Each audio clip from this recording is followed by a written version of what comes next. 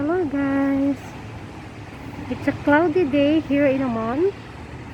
Okay, nagbabadya na po ang winter. So ito po ang magiging itsura ng Oman pag winter. Cloudy po siya, bihira lang pong lalabas ang araw. So ganito po ang Oman pagka winter. So pag winter po, wala na po tayo makikitang bunga ng dates. Yan po ang dates tree. Mamumunga lang po siya tuwing summer. So ngayon dahil winter, so wala po siyang bunga. Okay, this is actually tinatanim ng mga staff ng gobyerno. Ayan. Okay. Pagka may bungay dyan, pwede din po tayong kumuha kung kaya mong akyatin. Mataas-taas po siya. On the other side po is a dates tree din. So parang na po siya, common na po dito sa Middle East or even sa Oman na yung sa kalye guys, instead na palm tree, nilalagay po nila ay dates tree. Ayan, makikita niyo po dyan sa sa tabi ng kalye. Today is Sunday here naman. Usually busy na ngayon, no? Because Sunday is the first day of the working day sa Oman.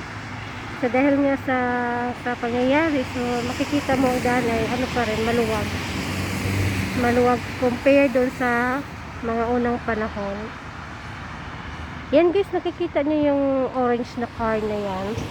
Yan po ay delivery ng gas. Pagka ganyang kulay dito sa Oman. Yan, nakapark dyan. Siguro nakatira lang dito sa one of these buildings here na na mga accommodation, yan, mga paupahan siguro dito. Meron palang ginagibang building dyan, that is actually apartment flat, giniba po, tapos siguro gagawa ng bago.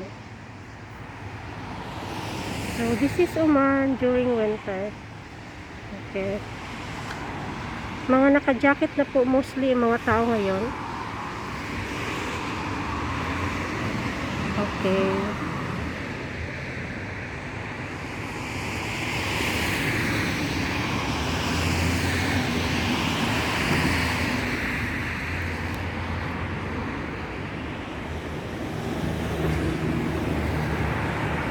Cloudy talaga siya guys. Look at the sky.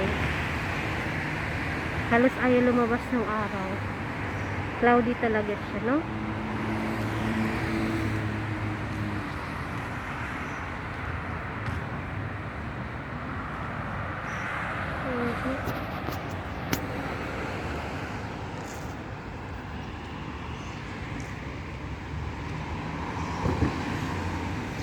On that side sa opposite road, po yan dyan, mga apartment din, yung mga building na yan, apartment.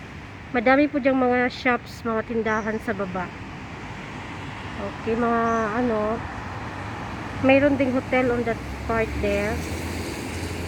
So that's it for today guys. Nakita ko lang kung itsura ng Oman pag winter. Cloudy siya, tapos compare sa summer na, pag summer naman halos hindi mo matitigan ang labas kasi sa sobrang sikat ng araw. Kailangan mo talagang naka-sunglass dito kapag tuwing summer. Kasi masakit po sa mata yung araw. So that's it for today guys. Thank you for watching the cloudy day, the cloudy morning of Muscat, Oman.